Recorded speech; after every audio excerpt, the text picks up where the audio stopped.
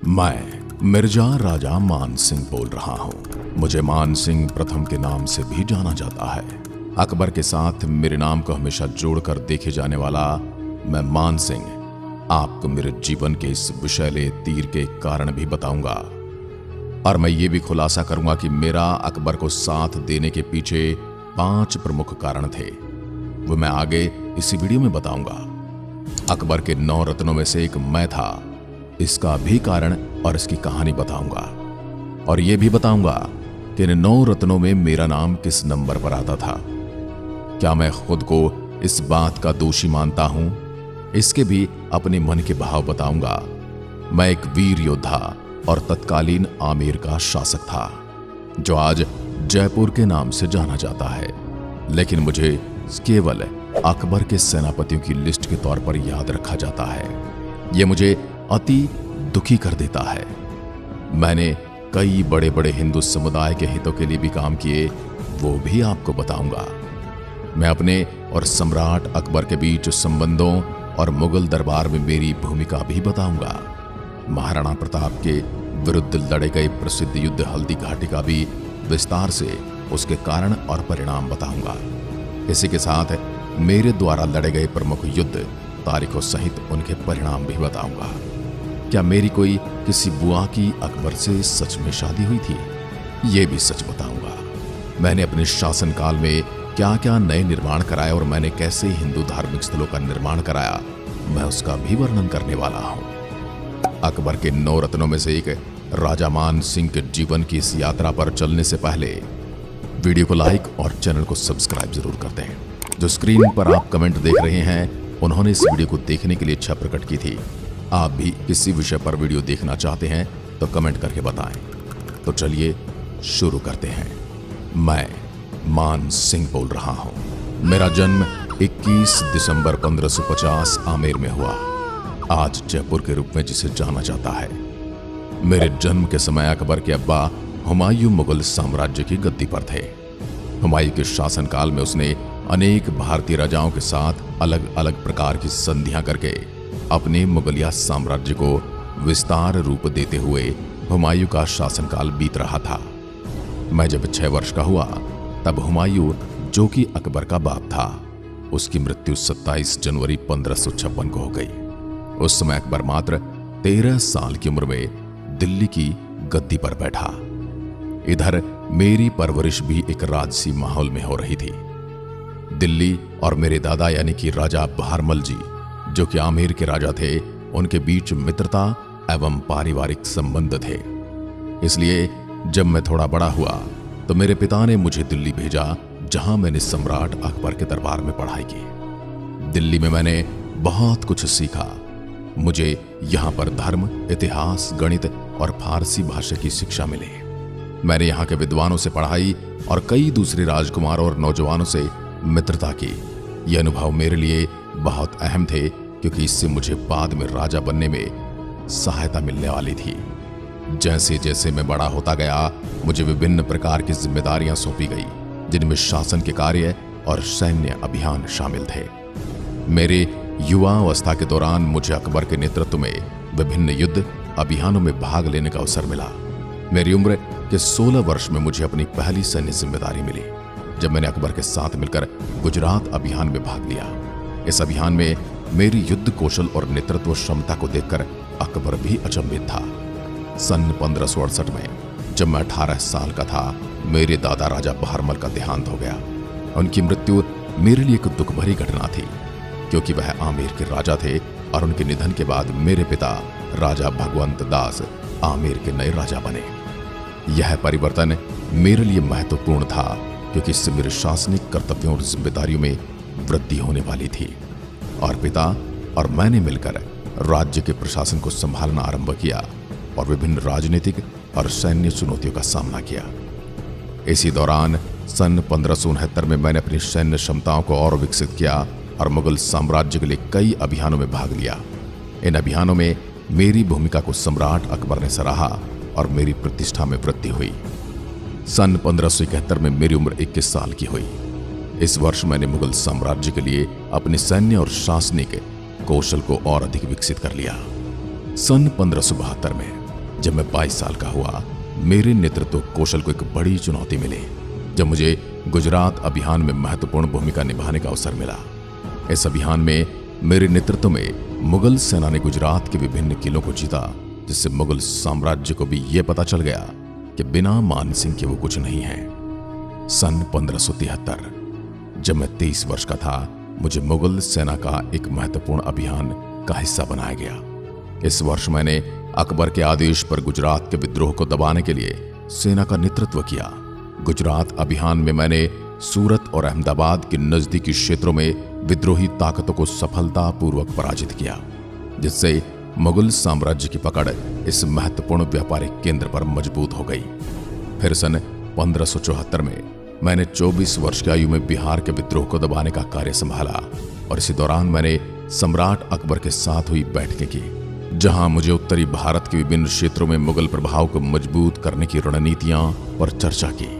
अब वो समय आ चुका था जब मैं महाराणा प्रताप से भेंट करने वाला था।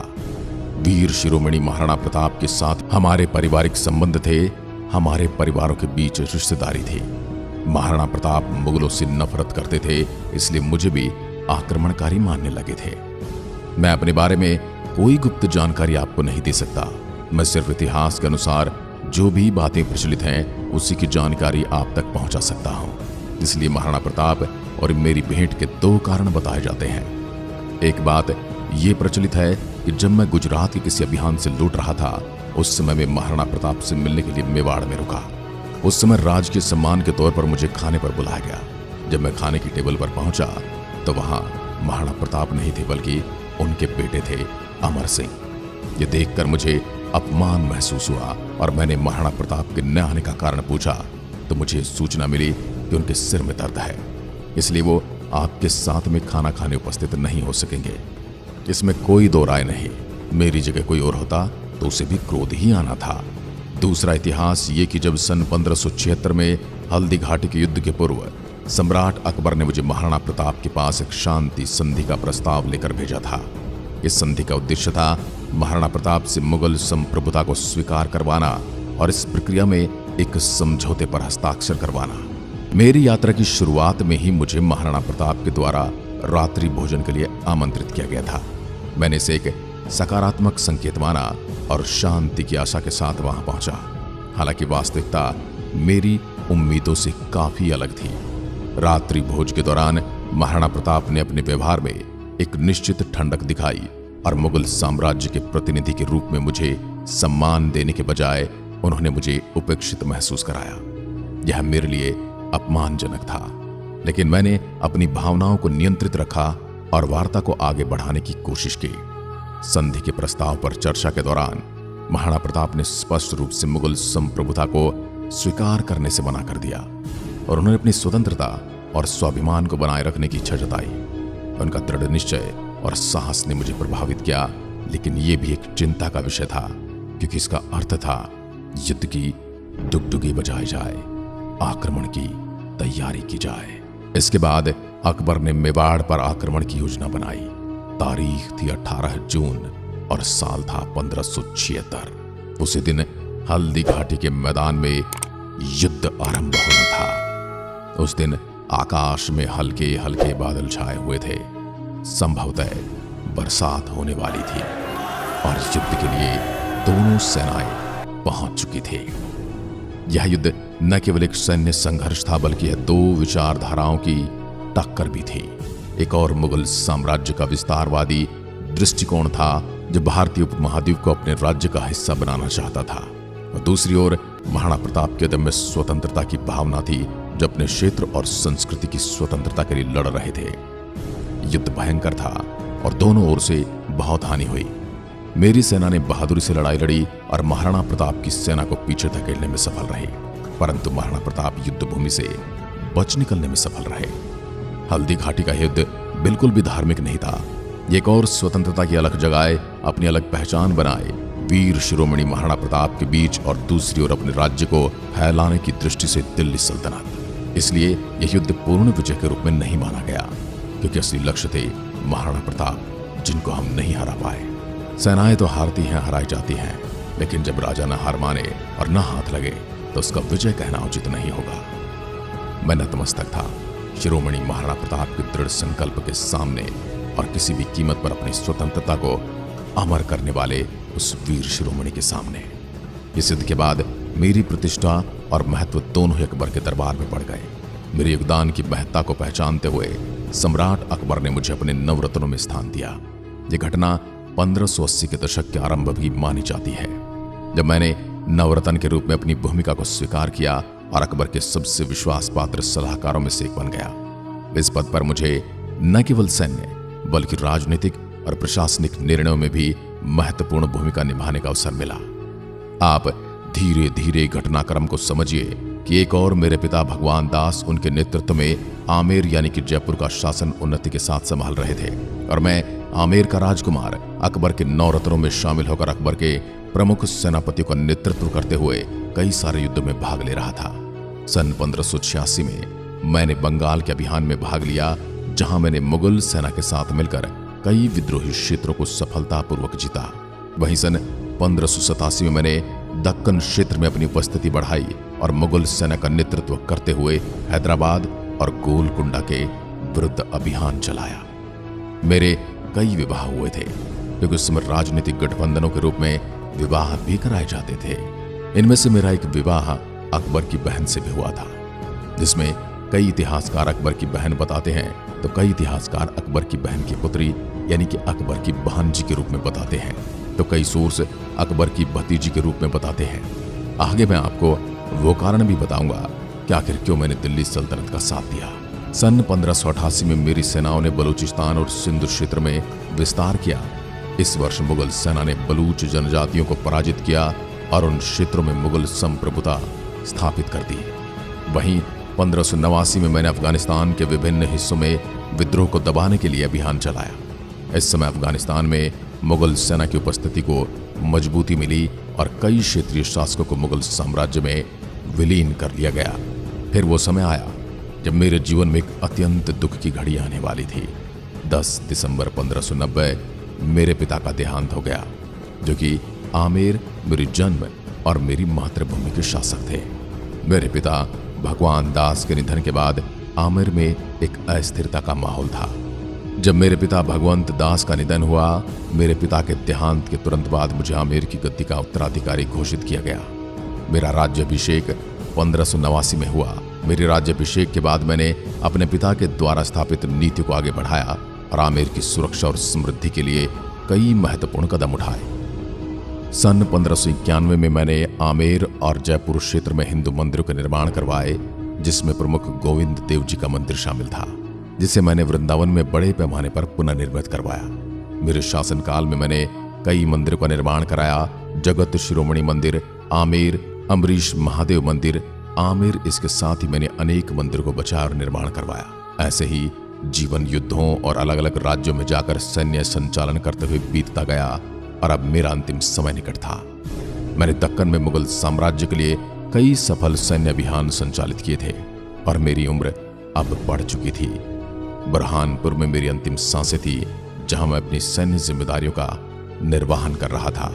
मेरी मृत्यु के समय मैं दक्कन क्षेत्र में मुगल सेना की कमान संभाल रहा था और हम लगातार युद्धों और अभियानों में लगे हुए थे। मेरा स्वास्थ्य पहले से बिगड़ चुका था और इन लगातार युद्ध अभ्यासों ने मेरे शरीर को और कमजोर कर दिया।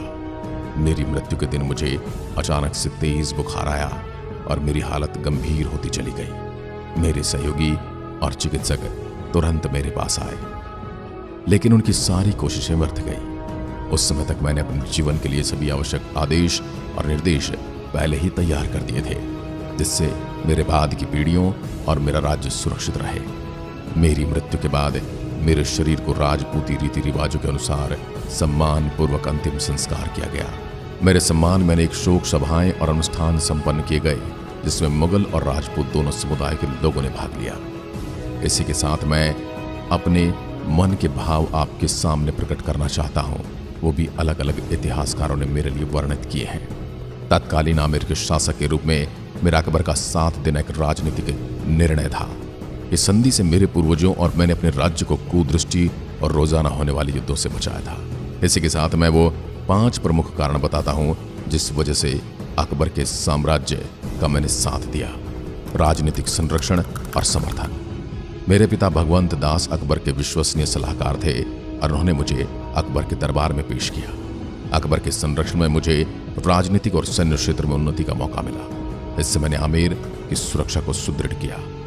दूसरा कारण, सैन्य उपलब्धियां और पदोन्नति। अकबर के साथ मेरी सैन्य सहभागिता ने मुझे विभिन्न युद्धों में महत्वपूर्ण भूमिकाएं निभाने का अवसर दिया। महत्वपूर्ण अभियानों में मेरी भूमिका ने मुझे अकबर के नवरत्नों में शामिल किया।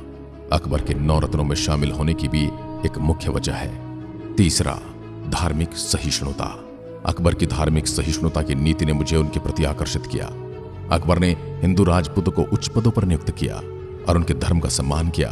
इससे मुझे उनके साथ काम करने में सहजता हुई। अकबर से पूर्व और बाद के कुछ शासकों द्वारा हिंदुओं के ऊपर किए गए अत्याचारों से मैं दुखी हूं, परंतु ये आमेर की भी सुरक्षा का प्रश्न था। चौथा, व्यक्तिगत संबंध और विश्वास। अंत में मेरा और अकबर का व्यक्तिगत संबंध भी मजबूत था और इसी के साथ आपसी परिवार में शादी ब्याह हो चुके थे, तो पारिवारिक संबंध भी थे। पांचवा, सबसे मेन कारण था कि उस समय भारत भूमि पर अलग अलग शासकों का राज्य चलता था और मेरा और दिल्ली के शासन का दूरी बस कुछ 1-2 घंटे की समय की यात्रा तक था। तो मैंने यही सोचा कि मेरे पूर्व के आमेर के शासकों के जैसे ही मैं भी अपने राज्य और अपनी प्रजा के भले के लिए उन संधियों को लगातार आगे बढ़ाता रहूं जो मेरे पूर्व के राजाओं ने की हुई हैं।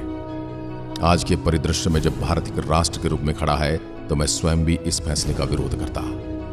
आप अपने विचार कमेंट जरूर करके बताएं। साथ ही आप अकबर के 9 रत्नों में से अगला वीडियो किस विषय पर देखना चाहते हो ये भी बताएं। अंत में भारत माता की जय के साथ मैं यह वीडियो समाप्त करता हूं। अगला वीडियो आप किस विषय पर देखना चाहते हैं कमेंट में अवश्य बताएं। धन्यवाद। जय हिंद, जय भारत।